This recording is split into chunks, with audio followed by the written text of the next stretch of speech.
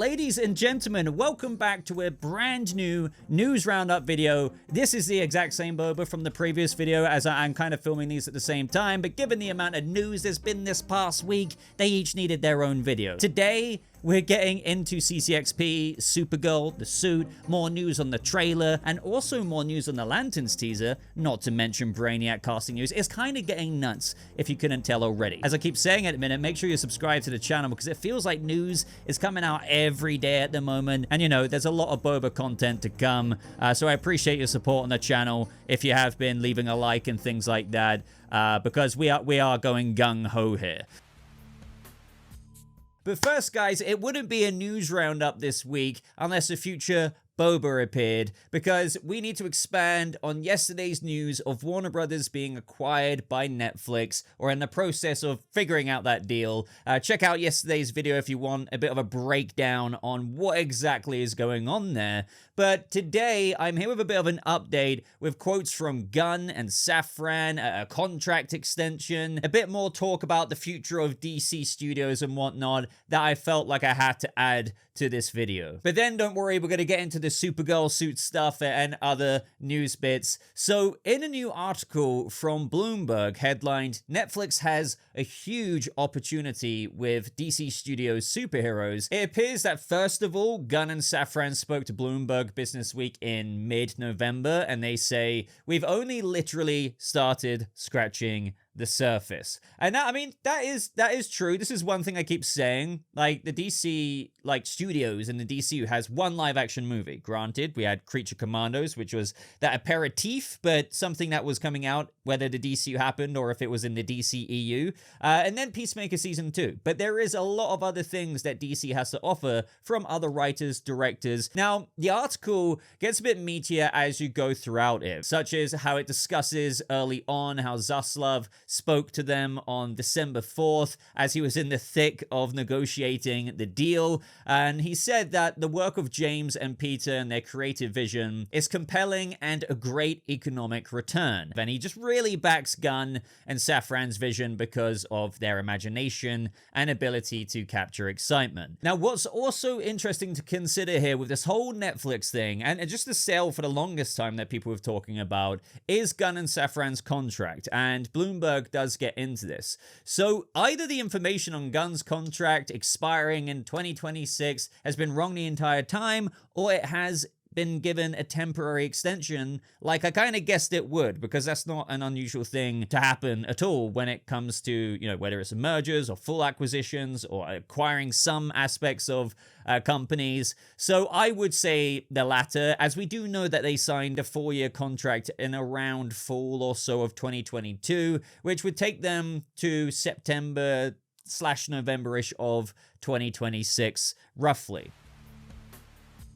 So Bloomberg say here that Safran and Gunn, whose contracts run through spring 2027, weren't a direct part of the Warner Brothers sale negotiations. So to me, that does indeed sound like a 6-ish month extension. I'm just going to say 6-month extension. And I guessed again that they would do something like this at the very least as a preliminary measure to just keep things going, given that Gunn and Safran will be in post-production on Man of Tomorrow at the time, on top of handling other projects, right? Like, you still want those things to go along smoothly and handle just the production of all kinds of things. And as I've mentioned a lot, even as we go over in yesterday's Netflix deal breakdown video, this transaction could take quite a long time. Even Netflix is quoting a 12 to 18 month transaction close. So the current roadmap with Supergirl, Lanterns, Clayface, Man of Tomorrow, The Batman 2 will not be affected. I know I've said that time and time again, but I now feel like people are just starting to really get that. And so Gunn will still need to be in that control center, so to speak. And given that Man of Tomorrow is slated to release on July 9th, 2027, a contract extending to sometime around April, May-ish of 2027 does line up. But I'd assume that they'll definitely consider another contract extension, maybe eventually one much larger than 6 months. Now, you're probably going to see quite a bit of fear-mongering about this, being like, oh, the lack of faith, James Gunn and Safran are cooked and this, that, and the other. But I ask you to try and find the rationality and the logic in all of that. So for now, it's most likely been re-upped by 6 months because, you know, maybe that is the best business decision when you haven't had around, what, like 3/4 of Gunn and Safran's DC projects yet to release, like the ones that they signed off on, like, you know, Supergirl, Clayface, Lanterns on HBO, and then obviously Man of Tomorrow in 2027. I know under Netflix, they are saying that they intend to keep things the same, like overall in a lot of the areas. After all, just in case you didn't watch yesterday's video, David Zaslav is reportedly set to stay as the head of the new Warner Brothers studios at Netflix, and it will be kept operationally separate from Netflix to make and distribute movies. But either way, we know Zaslav is a big Gunn fan, but at the same time, I want to ask you guys to try and put yourselves in this mindset. I can understand why you might not offer Gunn and Safran a 4-year or heck, even a 2-year extension right now when you're selling the company to new owners and you're basically awaiting a performance review on how the DC universe has been doing come early to mid 2027. So what they can do reasonably here, in my opinion, is, you know, give them a 6-month extension for the meantime going into Man of Tomorrow. That is just rational to me. It's kind of what anyone would do considering what we've discussed so far.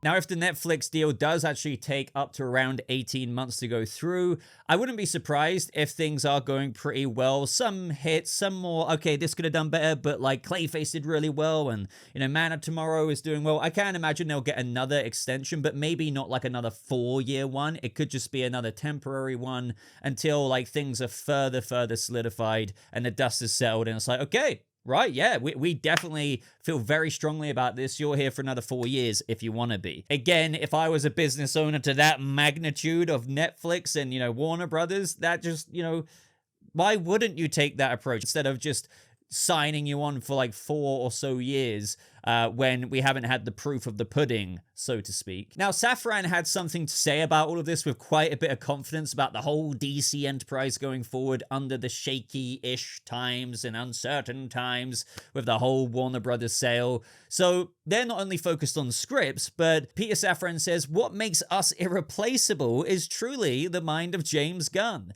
He's been the architect of this grand vision, Safran says. Gunn puts the mission more succinctly: if you're gonna make a Batman movie, it better be effing awesome. Well, I hope for Safran's sake that comment ages well. I think what Gunn is basically trying to say there, well, they're working on a Batman movie in the DCU, and if you're trying to go into all of this, you're working on scripts, yeah, you've got this whole like corporate thing going above your head kind of thing, but, you know, if you're gonna do it, you're gonna do your best, you're gonna make it effing awesome, and put everything they can into delivering that.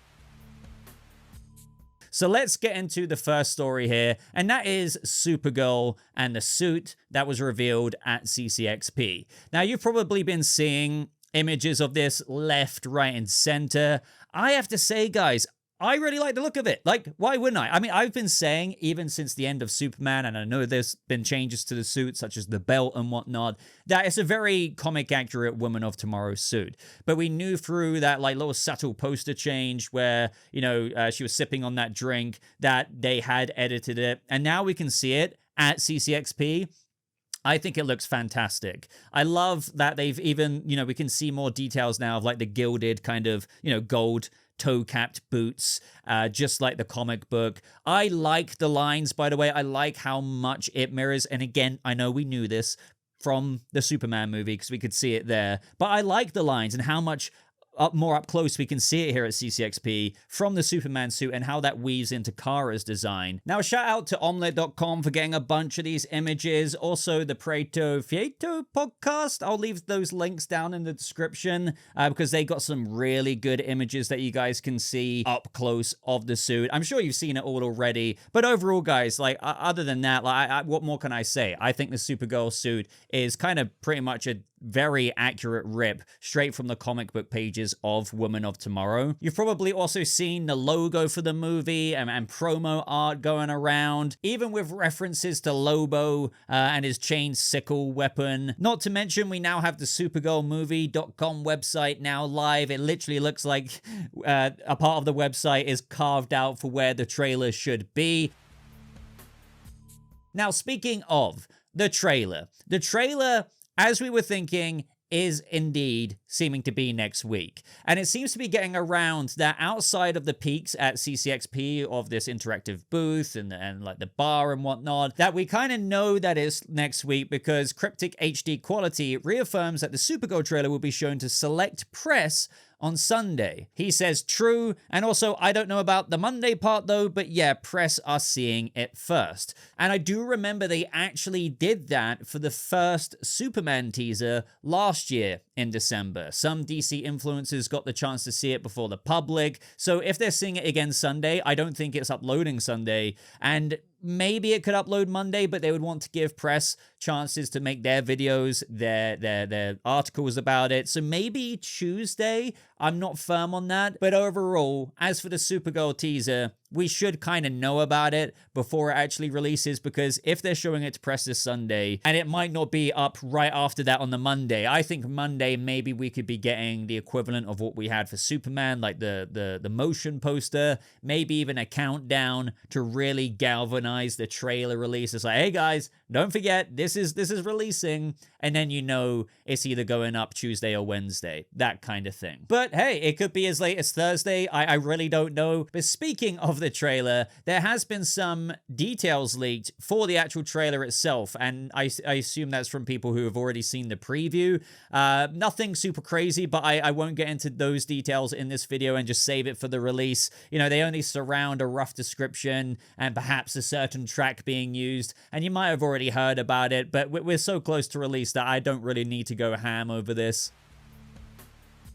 Now, up next, we have to talk about what Nexus Point News put out a couple of days ago. Brainiac shortlist for Man of Tomorrow revealed. Nexus off the record. So, as announced last month, DC Studios is currently casting Brainiac, the lead villain, to Man of Tomorrow. Sources tell Nexus Point News that Klaus Bang, Matt Smith, and Sam Rockwell are among those on the shortlist for the highly anticipated Superman antagonist. I think my knee-jerk reaction is, and you've probably heard me say this before, that I like Matt Smith in the role of Brainiac in my head. Like, my knee-jerk reaction is like, he gives the Brainiac vibes to me. But then, the more I've sat with Klaus Bang, the more I feel like that would be really, really cool. Like, really, really cool. But then I see people say, but like, kind of what I've been thinking, the Brainiac choice, the knee-jerk choice, maybe not for you, but I feel like for a lot of people, is kind of Matt Smith. And like, you know, for Klaus Bang, like he kind of feels like, how cool would he be as a Vandal Savage? Now, that's not saying we're getting Vandal Savage. It's just like, if you're putting your casting director hat on, you would maybe kind of put Klaus Bang down for Vandal Savage and Matt Smith for more of the Brainiac role, right? So I still think I land on that. I think if it's either of those two, then I would be happy. I don't have so much of an opinion on Sam Rockwell just because I think my opinions are so strong on Klaus Bang and Matt Smith that I don't really consider him much in this, and that's not to knock on him. It's just I've kind of tunnel visioned into those two out of the three. Nexus Point News do also point out, we should note that some of the names we have mentioned have not been independently verified fully, as casting remains ongoing and no offers have been made. So there could be other names out there as well. It's just these are the names that are bleeding through the cracks. So if you guys had to choose out of this shortlist, you know, Matt Smith, Klaus Bang, and Sam Rockwell, who would you guys choose? Now, another little tidbit I wanted to add into this Man of Tomorrow section is that James Gunn said, I can't post all of my top songs because they are all in Man of Tomorrow, but I can post some of the other stuff. And everyone at the minute is posting their listening age and everything like that. But the interesting thing I found about this is that, okay, well, it seems like Man of Tomorrow is going to be a lot more needle-droppy than Superman was, which I think is a bit of a surprise to me because, you know, Superman was a lot more score-oriented, as you know. Obviously, we had that Mr. Terrific moment, and that felt like a bit refreshing for James Gunn because, not knocking on the fact that he's done needle drops before, because, you know, that has been like quite a staple of his mark on the movies he's done. Now, on the one hand, I do like the idea of this in the sense that it feels like James Gunn isn't going to hold back from kind of going all out James Gunn. Now, I was talking about this on my Discord server, and I saw a few opinions like this, and I kind of agreed. In Superman, James Gunn did something a bit different, where he kind of held back from that side of what he usually does, and, well, whether that be Guardians of the Galaxy, Peacemaker, and it was much more score-driven. He kind of played it a bit more safe with trying to achieve a different style of movie to what he normally does, and there was nothing wrong with that. But now in Man of Tomorrow, it's like, okay, with all of the batshit kind of crazy stuff we will be getting with Brainiac, Superman, Luthor teaming up in a war suit, who knows who else could be coming in there with other characters.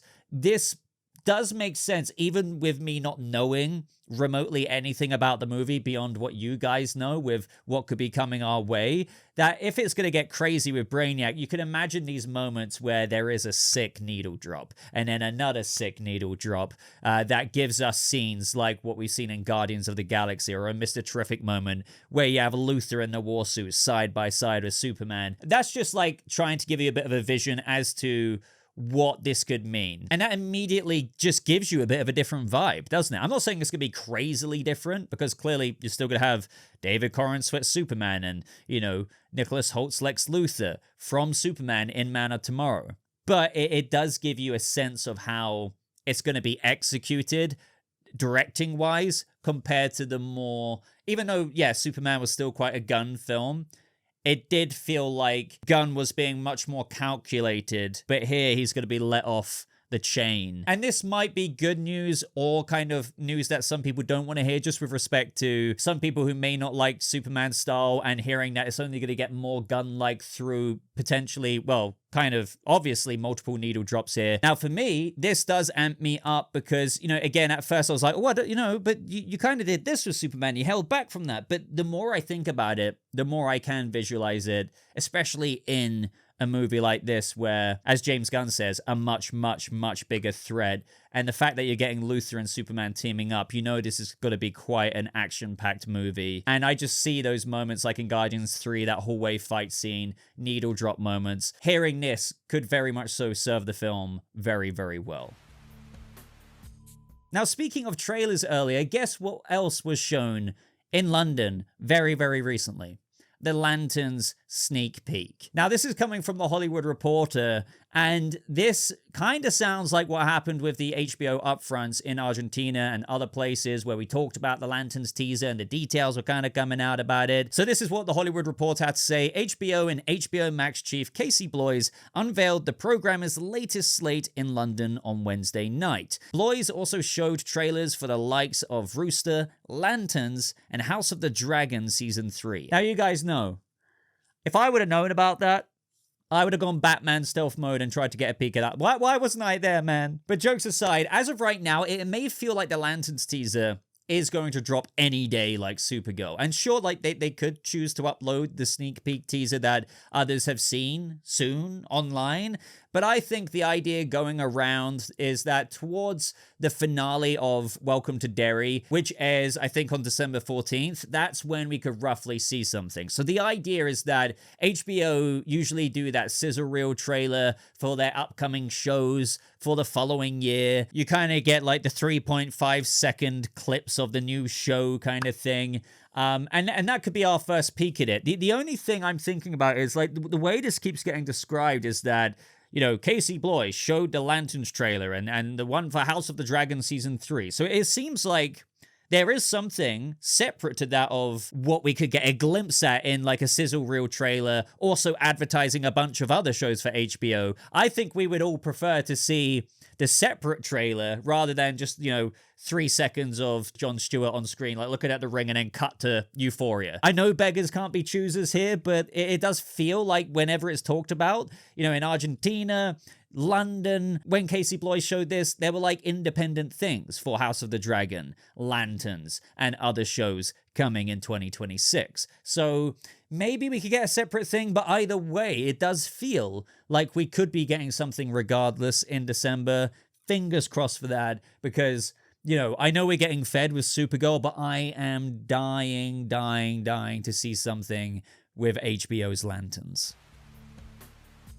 Now, another thing that was brought to my attention with all the Batman 2 news recently that I haven't had an opportunity to speak about until now, and that is that the cinematographer, Eric Messerschmidt, he's done Batman before, basically. And if you didn't know already, if you've been living under a rock, he's our cinematographer now, replacing Greg Fraser, but he is not only an Oscar winner, not only has he done Fincher's frickin' The Killer, but he's actually done Batman. And you might be like, well, what do you mean? Well, that is the cinematography behind the trailer for Batman Arkham Shadow. Now, I haven't actually played this game. I would actually love to get a headset like this and do a playthrough on the channel. That would actually be pretty hilarious, seeing me, like, trying to be Batman, wearing a headset on Facecam, while also showing Arkham Shadow gameplay footage. Let me know if you want to see something like that.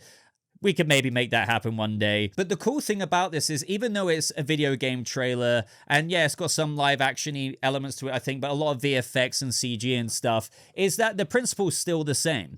Like, it's just like the Batman, when they did a lot of things in previs. They kind of lined up how they were going to do camera angles in certain scenes, so they knew on the day when they were going to shoot it exactly how it was going to look on camera, cinematography-wise.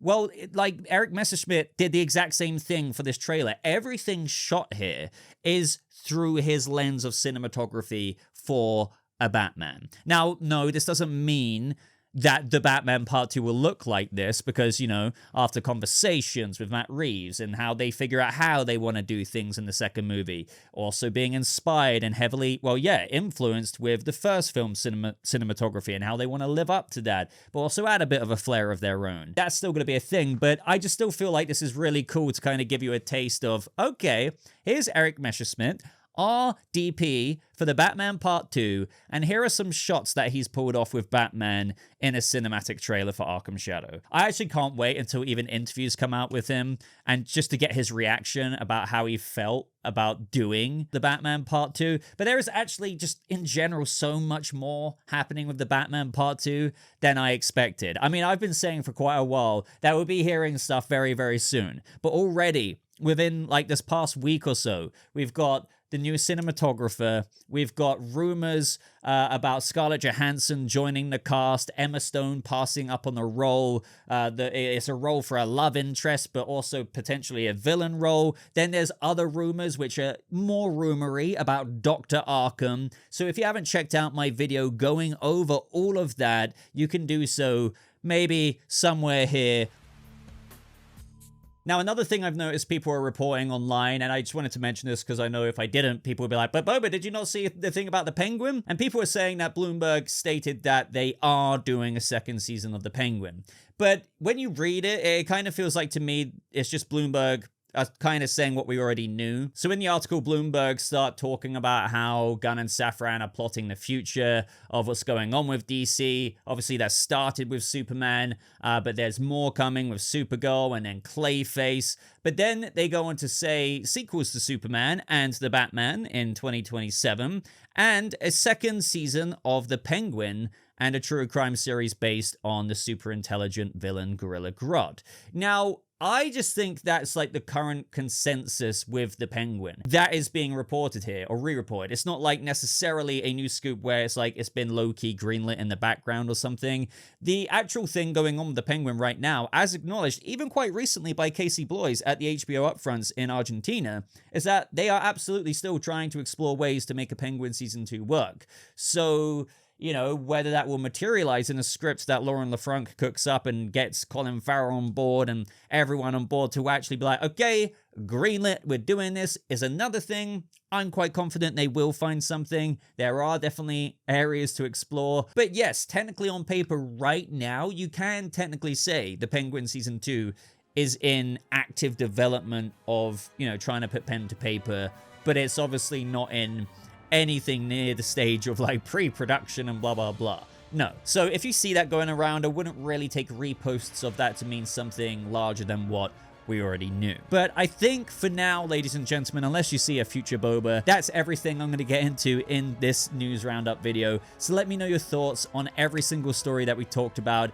If you've made it this far, I would greatly and deeply appreciate a like, and consider subscribing for more news updates just like this. But I'm going to love you and leave you. So thank you so much for watching. I hope you have a lovely rest of your day, and I'll see you guys in the next video. Goodbye.